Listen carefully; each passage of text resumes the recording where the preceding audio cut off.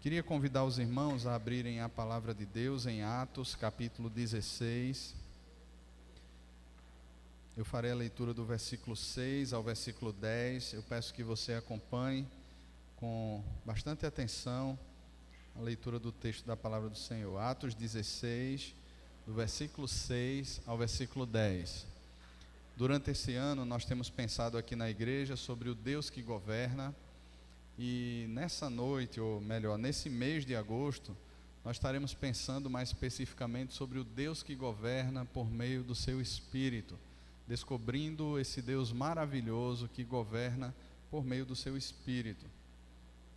E Atos, na verdade, é um livro que traduz bem isso. Nós temos aqui como Atos dos Apóstolos, mas alguns pais da igreja chamavam Atos do Espírito Santo por meio dos apóstolos. Então, se nós queremos ver de forma bem clara o nome do Espírito Santo sendo usado nesse governo, essa ação direta de Deus por meio do Espírito, nós encontraremos de forma bem clara, principalmente aqui no livro de Atos. Atos 16, a partir do versículo 6, nós vemos o seguinte: E percorrendo a região frígio-gálata, tendo sido impedidos pelo Espírito Santo de pregar a palavra na Ásia, defrontando Mísia, tentavam ir para a Bitínia, mas o Espírito de Jesus não o permitiu. E tendo contornado Mísia, desceram a Troade.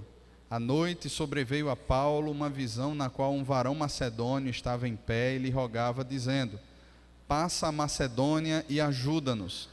Assim que teve a visão, imediatamente procuramos partir para aquele destino, concluindo que Deus nos havia chamado para lhes anunciar o Evangelho de Deus. Amém, que Deus nos abençoe. Meus irmãos, um dos pecados, ou quem sabe aí o pecado que levou o homem à queda, foi o desejo por autonomia. Como nós bem sabemos, nós fomos criados para refletir a imagem de Deus. E talvez esse seja o significado mais claro de sermos imagem de Deus. Nós não temos uma imagem que seja nossa própria, mas refletimos a imagem de Deus. E o grande engano da queda foi fazer a mulher e o homem pensar que de alguma forma eles poderiam ter uma imagem própria, que eles não precisavam ser um tipo de espelho, mas que eles poderiam ser agentes autônomos e independentes nesse mundo. E isso é um grande engano, porque a glória de Deus consiste exatamente em refletirmos o seu caráter na terra. Glorificar a Deus significa isso. E significa essa satisfação em saber que eu não sou autônomo, que eu não sou um ser independente, mas dependente. Saber que há um Deus que governa sobre todas as coisas, assim como nós cantamos aqui, e que esse Deus todo-poderoso resolveu me criar como agente direto, como espelho direto da sua glória, da sua vontade aqui na terra. Isso deveria alegrar o meu coração, porque nenhum outro aspecto da criação, ainda que eles mostrem, expressem a grandeza de Deus, a criatividade de Deus, a nenhum outro aspecto da criação foi dado o refletir de forma concreta, de forma existencial, a glória de Deus, o caráter de Deus, a bondade, a justiça, a fidelidade. A nenhum foi dado, apenas aos homens. Então isso deveria satisfazer o coração do homem, gerar um prazer enorme no coração do homem em saber que ele é a imagem do seu Criador. Entretanto, o engano da queda é uma realidade e todos nós, de alguma forma, tentamos a partir disso governar as nossas vidas, passamos a tentar discernir os caminhos a partir das nossas perspectivas, da nossa visão de mundo, daquilo que eu acho que é melhor, daquilo que eu penso ser um caminho excelente, daquilo que eu penso que vai render frutos para mim, vai trazer algum benefício para mim, e pensando aí até numa questão de exaltação do próprio nome. Assim vai caminhando toda a humanidade. Deus então, ele resolve no tempo e no espaço demonstrar o seu amor por nós. E nós um dia ouvimos a pregação do Evangelho e fomos despertados pelo Espírito Santo a crermos no Senhor. O Espírito Santo aplica a palavra ao nosso coração, e aquilo que talvez em algum tempo passado tenha sido tão desprezado por nós, motivo até de ridicularização, de chacota, de descrença completa, passa a ser agora um instrumento precioso de fé. Passamos a crer na palavra de Deus, porque cremos que ela reflete o caráter de Deus. Passamos a confiar no Senhor, passamos a depender do Senhor. Temos agora paz com Deus e desfrutamos também da paz de Deus, quando depositamos diante dele as nossas ansiedades, as nossas lutas, porque cremos nele, porque confiamos nele. Entretanto, irmãos, quando nós nos distanciamos de Deus, quando abrimos mão do caminho da intimidade, do caminho da devoção, quando deixamos de ouvir a sua voz por meio da sua palavra, vozes se tornam confusas na nossa mente. Muita coisa começa e continua sendo falada, continua sendo dita, e agora há uma confusão terrível. Como é que eu posso discernir, ouvir a voz de Deus em meio a tantas vozes? Em meio às vozes que gritam no meu coração, em meio a todas as expectativas, as vozes da mídia, dos noticiários, toda a desesperança presente, tudo isso que acontece ao meu redor, as cobranças que me são feitas, como eu posso discernir aquilo que é voz de Deus daquilo que não é voz de Deus? Aquilo que é voz de Deus daquilo que é pretensão, que é vontade do meu coração? Como eu posso discernir se esse curso, se esse trabalho, se a participação num determinado ministério, se mudar ou não de cidade, se mudar ou não de local, como é que eu posso discernir, como é que eu posso compreender a voz de Deus em meio a tantas vozes? Como é que eu posso discernir? Nesse texto que nós lemos aqui, nós percebemos um contexto bem amplo. No capítulo 15 de Atos, já da metade para o final do capítulo 15, nós encontramos ali uma reunião dos presbíteros, dos anciãos, dos apóstolos na igreja de Jerusalém. Existe uma questão que está sendo levantada nas igrejas gentílicas, por meio de fariseus que se converteram, que é a obrigação que eles colocam sobre os gentios, ou a vontade que eles têm de que os gentios, para que sejam aceitos na comunidade da fé, eles devam ser circuncidados. Eles colocam isso, ou tentam imprimir isso como uma regra. E o fato é que as igrejas gentílicas fazem uma consulta, principalmente a igreja de Antioquia, na Síria, da Cilícia também, eles fazem uma consulta ao conselho, se a gente pode dizer assim, de presbíteros lá de Jerusalém. Eles então sentam, oram, estudam e eles emitem uma carta como decisão, que nós vemos aí a partir do versículo 22 do capítulo 15. Essa decisão então traz de que eles não precisam se circuncidar, porém algumas observações precisam ser feitas por parte dos gentios, e essas cartas são encaminhadas para as igrejas daquela região que solicitou, que fez essa consulta. Paulo está presente, participando desse concílio. E quando Paulo sai, aqui já na sua segunda viagem missionária, a partir do versículo 36, ele está com Barnabé, Silas também está junto de Paulo, e Barnabé traz Marcos. Ali existe um conflito entre Paulo e Barnabé sobre a participação de Marcos nessa segunda viagem missionária, e Barnabé decide então voltar para Jerusalém, e ele leva João Marcos com ele para Jerusalém. Paulo segue viagem com Silas. Quando Barnabé volta para Jerusalém, um aspecto interessante disso, Marcos passa a provavelmente ser discipulado por Pedro. Alguns comentaristas e historiadores falam sobre esse episódio, e é nesse discipulado, nessa caminhada com Pedro, que Marcos então depois escreve o Evangelho segundo Marcos, fruto dessa caminhada com o apóstolo Pedro. Mas Paulo, ele parte agora com Silas. Ele chega numa outra cidade, ali na região de Derbe, de Listra, e ele encontra ali um rapaz, um homem jovem ainda, nos seus 20 e poucos anos de idade, chamado Timóteo. Timóteo então se agrega à caminhada de Paulo, ele passa a caminhar com Paulo a partir desse momento. E nessa caminhada agora também Lucas passa a ter com Paulo. Nós vemos isso já na mudança do texto, no versículo 6, quando ele fala percorrendo a região, defrontando, eles tendo sido impedidos, e logo depois ele vai dizer assim, imediatamente procuramos. Isso já demonstra que Lucas passa ou é incorporado dentro dessa missão. e ele passa a narrar agora a história em Atos como sendo um participante, como alguém que está caminhando com o apóstolo Paulo também. Então nós temos aqui pelo menos essas 4 pessoas caminhando: Paulo, Silas, Lucas e Timóteo.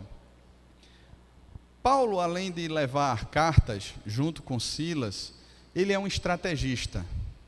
Talvez ele não tivesse, ou com certeza ele não tinha, os GPS e os mapas que nós temos hoje, mas ele possuía um mapa de toda aquela região.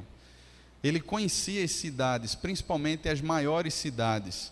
E Paulo sabia que ele, chegando em cidades polo, em cidades maiores, e anunciando o evangelho ali, por conta de todo o seu comércio, por conta de toda a força de uma cidade maior, e as cidades menores dependerem dela, o evangelho facilmente seria espalhado para as cidades menores. Essa é a estratégia que Paulo usa. Então, Paulo ele está observando esse mapa e ele percebe que ao norte existem cidades grandes e que ele pode subir ao norte de onde ele está agora, que é nessa região de Derbe e de Listra, que ele pode se dirigir ao norte para a região frígio-gálata e lá plantar igrejas. Irmãos, o que é que tem de errado nisso? Paulo está incumbido de uma missão, que é espalhar o evangelho de Cristo. Ele está desejoso por fazer isso, ele tem a estratégia certa, ele está olhando, está percebendo cidades onde isso pode ser realizado com toda a sua efetividade, ele está querendo glorificar a Deus, ele está buscando a vontade de Deus. Entretanto, o que percebemos aqui no versículo 6 e no versículo 7 é que por 2 vezes ele é impedido pelo Espírito Santo de cumprir isso que ele acredita ser uma missão de Deus. Ele tenta percorrer a região frígio-gálata, subindo para o norte, e ele é impedido pelo Espírito Santo de pregar a palavra no norte da Ásia. E o versículo 7 vai falar que ele, defrontando Mísia, ele já está descendo mais para o oeste, eles tentavam ir para Bitínia, ou seja, eu desço um pouquinho aqui para subir. E mais uma vez, o Espírito de Jesus não o permitiu. E eu fico pensando alguns aspectos disso, porque nem sempre aquilo que entendemos como ser um caminho de Deus, será caminho de Deus. Nem sempre será. Às vezes nós temos o sonho certo, nós temos a visão certa, nós temos motivações boas no nosso coração, nós conseguimos motivar pessoas, nós conseguimos brilhar, ter os olhos brilhando com determinadas coisas, seja com um curso que a gente sonha, seja com um trabalho que a gente sonha, seja com um projeto ministerial, em qualquer área da nossa vida, a gente convence o nosso coração e de alguma forma até a gente ora. E coloca esses planos e projetos, esses processos diante de Deus, e a gente diz assim: olha, eu estou glorificando a Deus com isso. Eu quero honrar a Deus com isso. Eu quero colocar isso diante de Deus. Mas nem sempre, irmãos, esse será o tempo de Deus, ou será o projeto que Deus quer para a nossa vida. Talvez um dia você possa até participar de algo assim, mas talvez não. Talvez Deus queira que você tenha uma participação de uma outra forma nesses processos. Mas o fato é que nem sempre, por mais que a nossa intenção ou motivação seja glorificar a Deus, sejam as mais bonitas, as melhores possíveis, nós vamos ter o sim de Deus para isso. Nós vamos ter o sim de Deus para isso. E aqui o que eu percebo é que Paulo, ele tenta. Eu não penso em Paulo como um homem que não orava, que não era íntegro diante de Deus. Pelo contrário, mas Paulo, ele tenta mais uma vez por outro caminho. E Deus fecha a porta para Paulo. Deus diz não a Paulo. E algo, irmãos, me chama a atenção nesse processo aqui. Porque Paulo, ele percebe esses impeditivos, mas muitos de nós, na nossa caminhada, nós não percebemos. Ou muitas vezes até a justificativa do nosso coração e os nossos sonhos, a nossa vontade, ela é tão forte que nós não queremos ouvir Deus. E passamos muitas vezes até a justificar o que queremos fazer, as decisões que estamos a tomar, como sendo da vontade de Deus, quando Deus está dizendo não. Em Provérbios nós encontramos que na multidão de conselheiros há sabedoria. E não é qualquer tipo de conselheiro. Em Colossenses, por exemplo, o apóstolo Paulo, ele diz assim: habite ricamente em vós a palavra de Cristo. E ela habitando ricamente no coração de vocês, instruí-vos e aconselhai-vos mutuamente. A gente percebe que esses conselheiros, a instrução e o aconselhamento, não deve ser fruto simplesmente de um apoio que eu quero dar a você para ver você feliz. Não é como aquele pai irresponsável que muitas vezes vê que aquilo não é bom para o filho e diz assim: mas ele quer tanto, ele está aperreando tanto que eu vou deixar. Mas é alguém que é instruído pelo caminho da palavra, do Espírito, que é despertado para ser usado por Deus, por causa da palavra e do temor a Deus, e que chega muitas vezes para confrontar as motivações. E nós precisamos, irmãos, ter uma caminhada dessa, e precisamos aprender a ouvir quando Deus levanta pessoas. De repente são os pais em casa, de repente é um líder de grupo pequeno, de repente é um irmão que está sentado do nosso lado na igreja, de repente é alguém simples que a gente nunca espera, uma visita que a gente nem espera, que chega e traz para a gente a realidade daquilo que é vontade de Deus. E essas palavras nunca serão desconectadas daquilo que é palavra de Deus. Porque ainda que Deus seja muito maior do que a Bíblia, Deus ele resolveu registrar todo aquilo que Ele quer que a gente conheça dEle, da sua vontade na Bíblia. Então Ele se compromete tanto com a palavra revelada, que Ele nem vai além, nem vai aquém daquilo que Ele revelou. Ele se coloca dentro do âmbito da palavra e Ele falará conosco por meio da sua palavra. Então, qualquer tipo de instrução ou de conselho desconectado da palavra, ou muitas vezes até citando a palavra de forma descontextualizada, não deve ser admitido. Mas quando o nosso coração é confrontado pela palavra, e há intimidade no nosso coração para reconhecer a voz de Deus nisso, o chamado que Deus faz para mim e para você é nos submetermos à sua palavra. Então, nós ouvimos pregações, nós ouvimos estudos em grupos pequenos, nós temos um acervo enorme de sermões, bons sermões no YouTube, nós temos aplicativos de áudio, de podcast, o que mais existir por aí, onde a gente pode baixar sermões, ouvir pregações.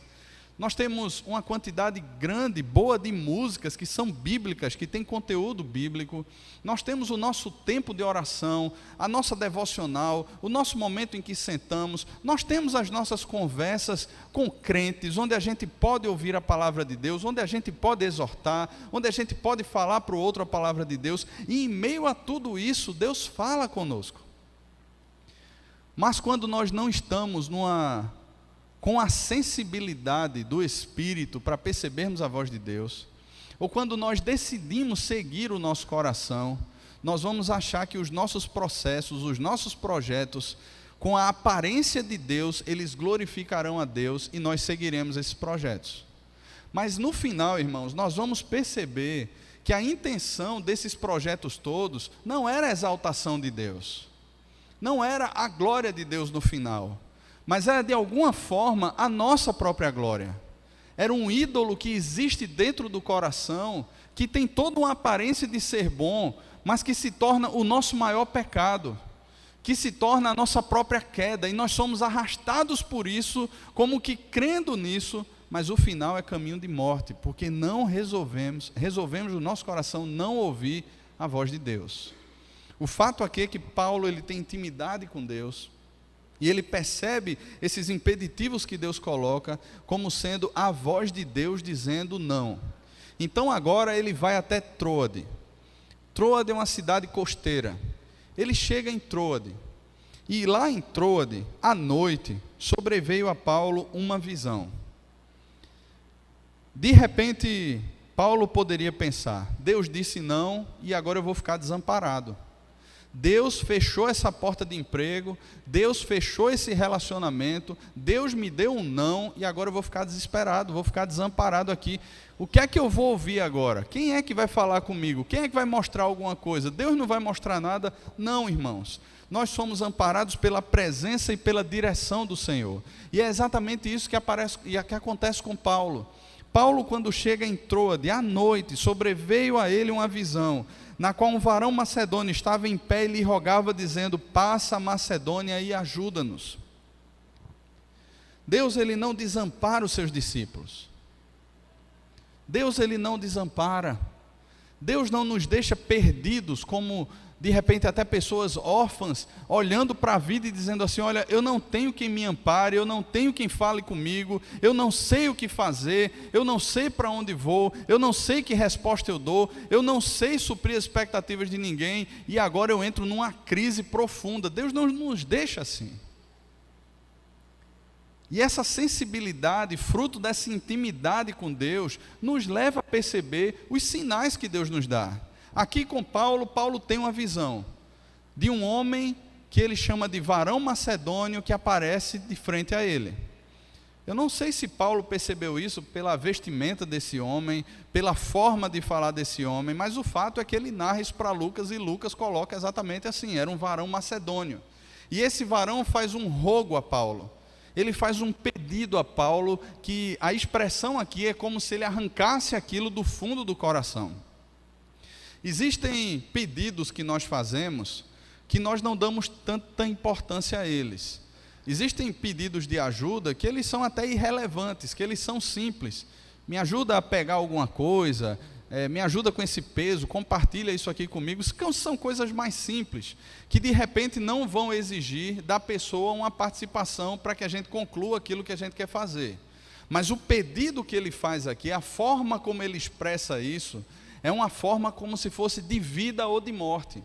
A expressão ajuda-nos que ele usa aqui é uma expressão urgente, é um pedido de socorro. E Paulo sabe que ele não é nenhum expert em política, ele não é médico, ele não é nada assim. Então a ajuda que Paulo pode dar, e ele conclui isso, é a pregação do Evangelho. Ele tem a consciência disso, que aquele clamor é um clamor por Cristo. E ele obedece então, ele cruza o mar e ele chega numa cidade depois chamada Filipos. Lá em Filipos, Paulo então vai buscar a Deus em oração. Se você ler depois aí a partir do versículo 11, ele chega lá em Filipos e ele vai procurar um local para orar. O versículo 13 diz: onde nos pareceu haver um local de oração, e assentamo-nos ali. Eles foram orar, eles foram buscar a Deus. Eles estavam agora na Macedônia. E eles poderiam simplesmente dizer assim: tá, Deus já nos trouxe aqui, então vamos abrir o nosso mapa e traçar as nossas estratégias. Mas eles foram orar.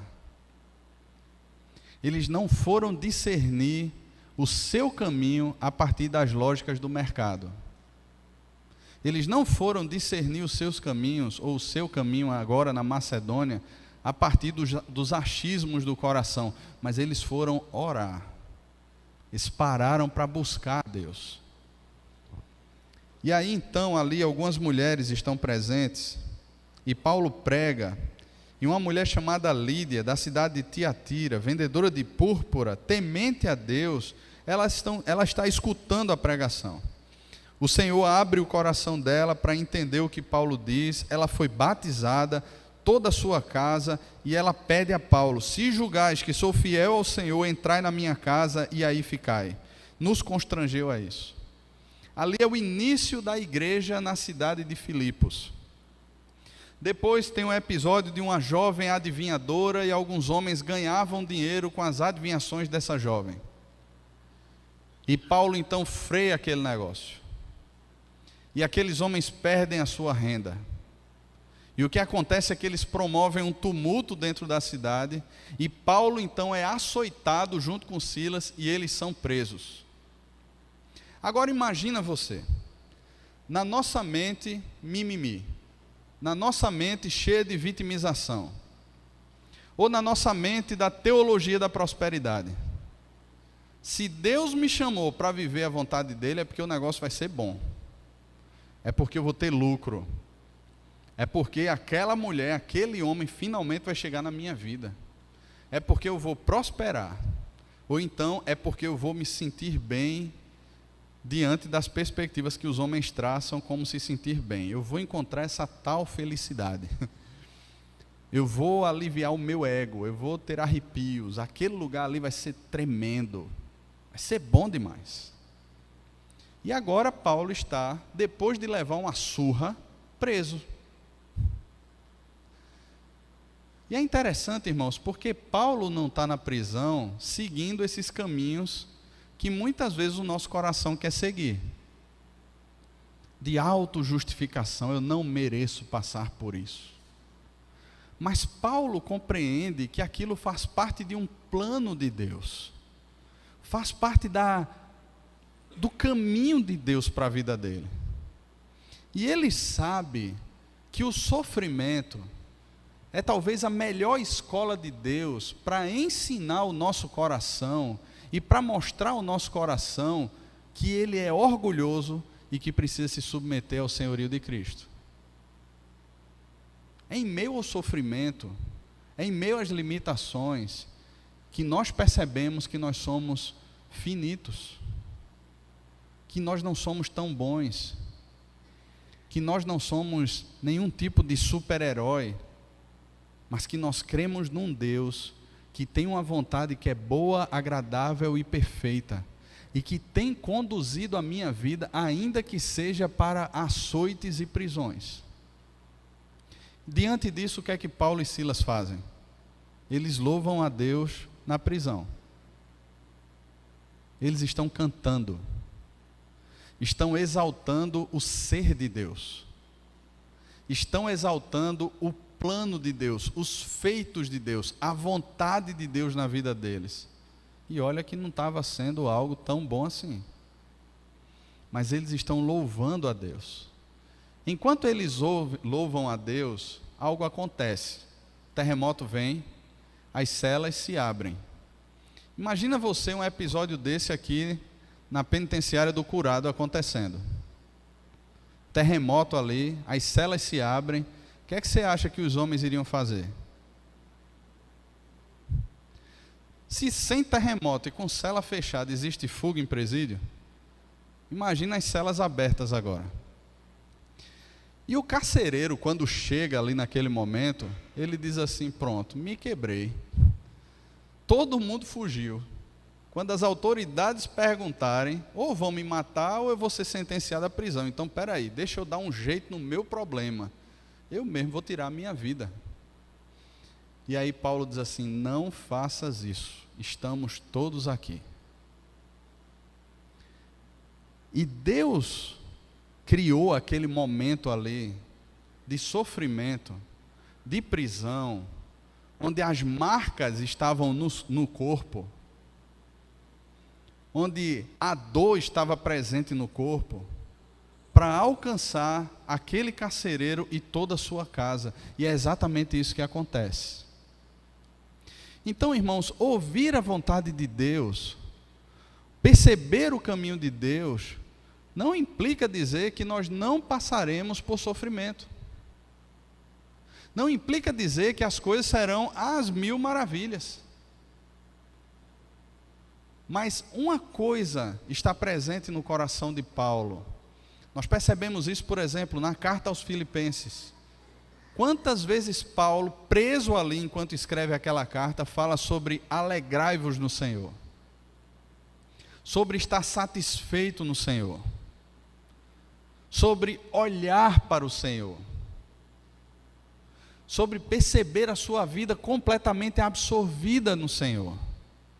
E é isso que guarda o coração de Paulo. É saber que ele pode estar contente em toda e qualquer situação. Não pela situação em si, mas por ele estar olhando para Deus e perceber que há um Deus soberano que rege todas as coisas de acordo com o conselho da sua vontade.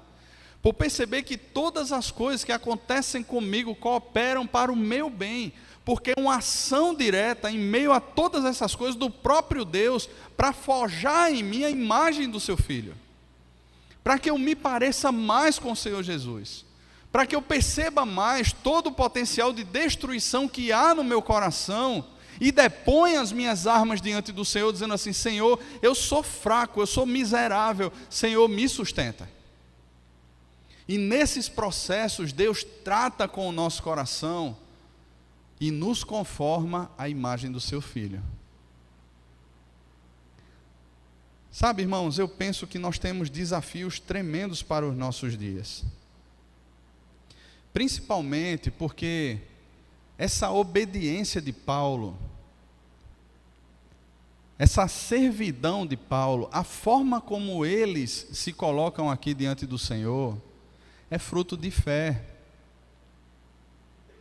Se nós cremos, irmãos, nós vamos obedecer. Se nós cremos, nós vamos nos submeter. Não existe fé que não implique em obediência. E se nós somos servos do mercado, se nós somos servos de tudo que se coloca como sendo verdade, e de alguma forma o nosso coração passa a ser regido por essas vozes que gritam aí fora, e não mais pelo Senhor, é porque nós estamos crendo muito mais no que é pregado aí fora do que no Senhor. Essa é uma constatação simples, clara. A partir do momento que nós cremos no Senhor, nós reconhecemos a nossa identidade, quem somos. Nós sabemos para onde vamos. Nós cantamos aqui sobre um Senhor e Rei que governa sobre o universo. E como é que a gente aplica esse governo de Deus à realidade que a gente vive hoje nesse país? Como é que eu posso olhar para Deus, adorar a Deus, me alegrar em Deus, diante das piores perspectivas que possam vir? Crendo em Deus. Porque, irmãos, ainda que estejamos nesse mundo, nós não somos desse mundo. Nós temos uma vocação aqui nesse mundo. Pedro fala sobre isso, para anunciar as grandezas daquele que vos chamou das trevas para a sua maravilhosa luz. A promessa de Jesus, lá em Mateus 28, de estar conosco todos os dias até a consumação dos séculos, está ligada diretamente à obediência de fazermos discípulos. O Espírito Santo que foi derramado sobre a igreja, ele foi derramado para que fôssemos testemunhas do Senhor. E muitas vezes nós passamos a olhar para todas as vozes, inclusive para a voz do nosso coração, e interpretarmos a nossa vida a partir dessas vozes, e nos movermos na vida, no mundo, a partir dessas vozes, e não mais daquilo que é voz que Deus fala pela palavra, por meio do Espírito ao nosso coração. Passamos a discernir de forma errada, porque é um problema de fé presente no nosso coração. Porque se crêssemos em Deus, irmãos, de todo o nosso coração, a sua palavra nos bastaria. Se crêssemos em Deus de todo o nosso coração, irmãos, nós estaríamos muito mais preocupados com a evangelização de Recife do que com a economia, os buracos da nossa cidade. E eu digo isso para mim mesmo.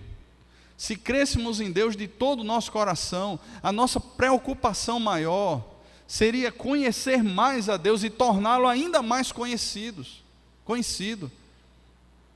Mas todos os nossos movimentos, irmãos, a grande maioria deles, aí fora, dentro desse processo louco que nós estabelecemos na nossa mente, como um padrão de verdade, de uma dicotomia inexistente.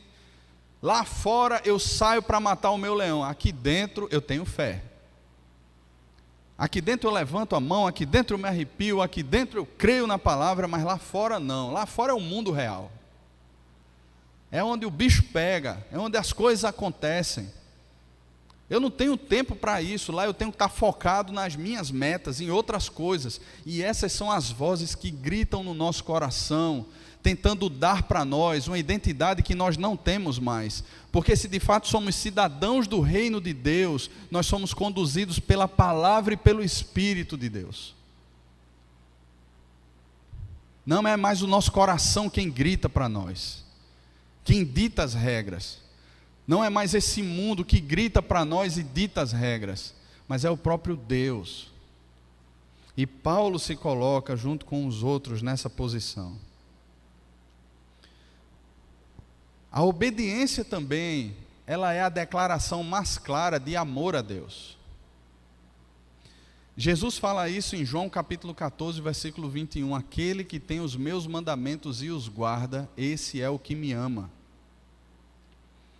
E amor, irmãos, não é sentimentalismo barato.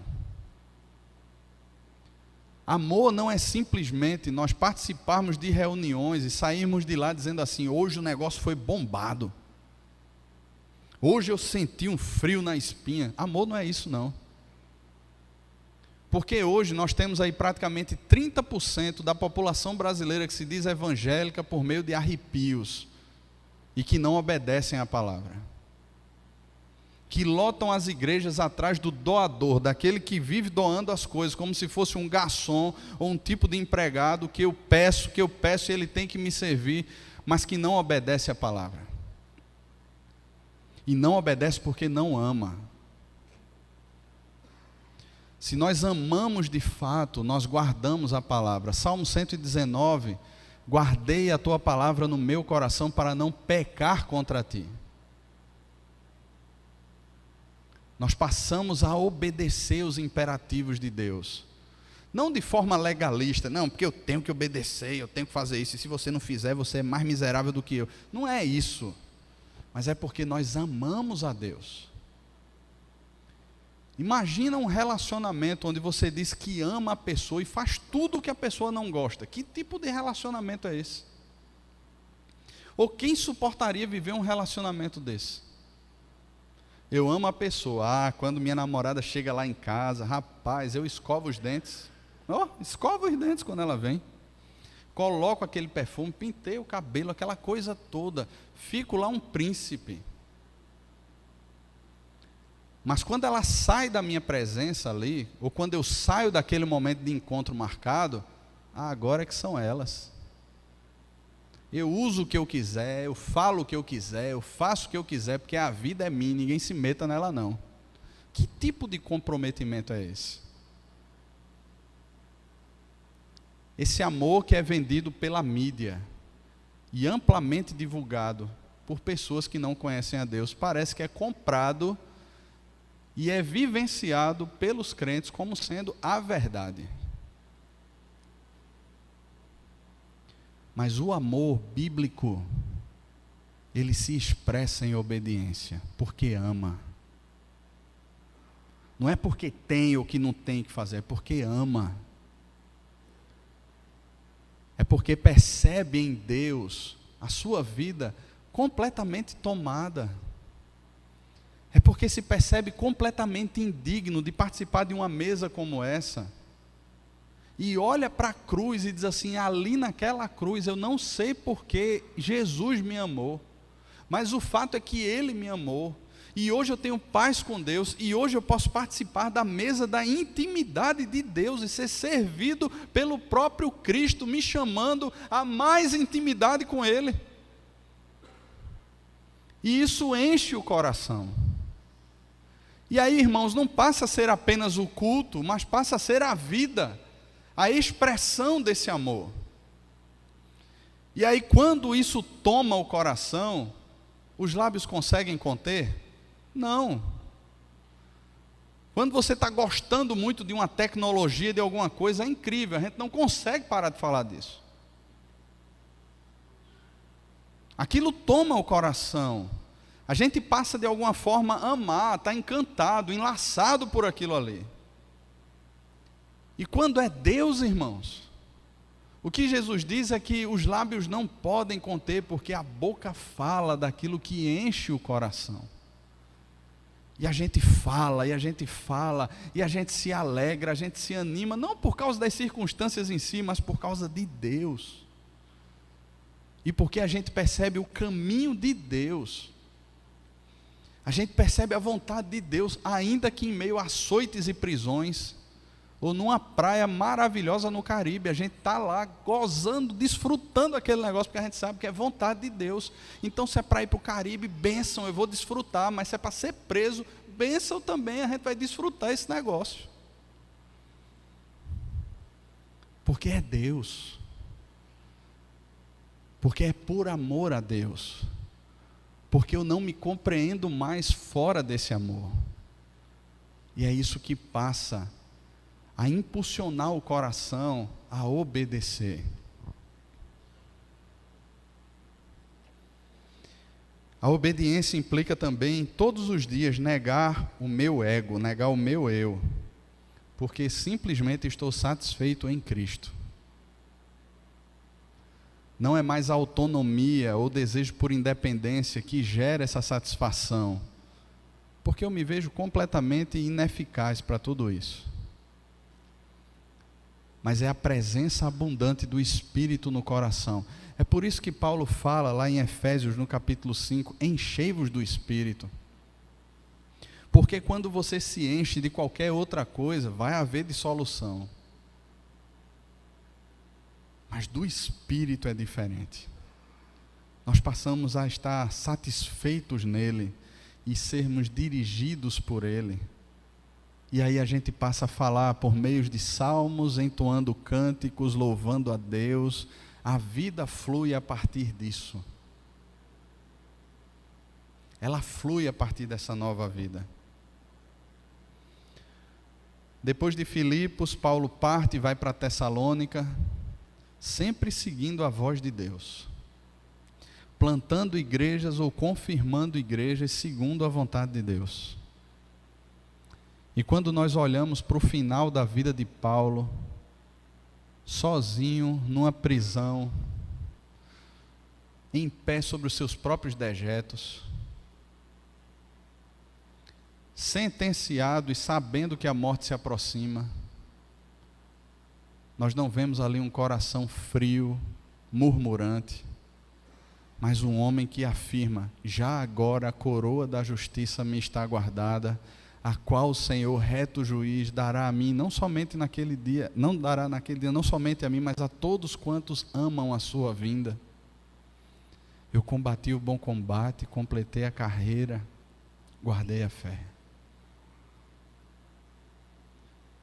E quando no julgamento não tinha ninguém a seu favor, ele disse que Deus o revestiu de forças, o Espírito enche o coração dele e ele prega mais uma vez.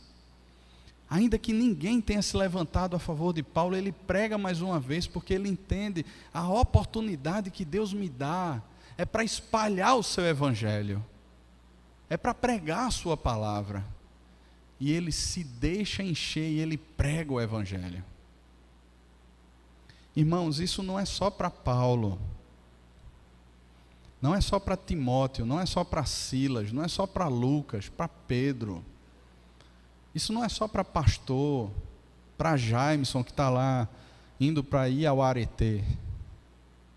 Isso tem a ver comigo e com você. Porque quando Jesus reuniu discípulos. E quando Deus enviou, por meio de Cristo, Ele enviou discípulos, para fazer discípulos. Por meio dessa obediência, fruto desse amor por Deus, dessa fé em Deus, nós somos lançados nesse mundo para viver a vida de Deus, irmãos. Para completar na nossa carne o que resta dos sofrimentos de Cristo em nós. Que identificação profunda com Cristo, irmãos. Essa é a nossa vocação, irmãos. Esse mês de agosto, a Igreja Presbiteriana do Brasil considera como sendo o mês de missões, porque além de ser um mês mais bonito do ano, mais lindo do ano, é o mês em que o primeiro missionário presbiteriano chegou ao Brasil. E eu quero concluir pensando com você um pouco sobre Simonton. O pai dele foi deputado nos Estados Unidos por 2 legislaturas. Era rico. Simonton estudou no melhor seminário da época. Ele teve professores como Charles Hodge, outros grandes nomes da época. E um dia, na capela do seminário de Princeton, ouvindo a pregação do seu professor de teologia sistemática, o seu coração pulsou pelo Brasil. E o Brasil, irmãos, não era os Estados Unidos onde ele morava. E ele veio para cá, com 30 e poucos anos de idade, e cumpriu aqui um ministério de cerca de 4 anos. Morreu de tuberculose, cedo, novo. E no seu ministério aqui plantou igrejas, iniciou um seminário. Em 4 anos, irmãos. Cerca de 4 anos. A sua esposa morreu logo depois, deixou a filhinha órfã para ser criada com os tios. Podendo ter todo o conforto, tinha convites de igrejas extraordinárias nos Estados Unidos para ficar lá. Mas uma frase que Simonton diz é que não há, ou disse, né, não há melhor lugar de se estar do que no centro da vontade de Deus. Não há lugar mais seguro, ainda que cercado de todos os perigos, do que o centro da vontade de Deus. Ele ouviu a voz de Deus e resolveu obedecer. Deus nos chama, irmãos, a mim e a você, a ouvirmos a sua voz por meio da palavra, o Espírito que usa a palavra para falar ao nosso coração, a quebrantarmos o nosso coração diante da voz de Deus e obedecê-lo. E assim glorificamos a Deus nesse mundo. Amém, irmãos?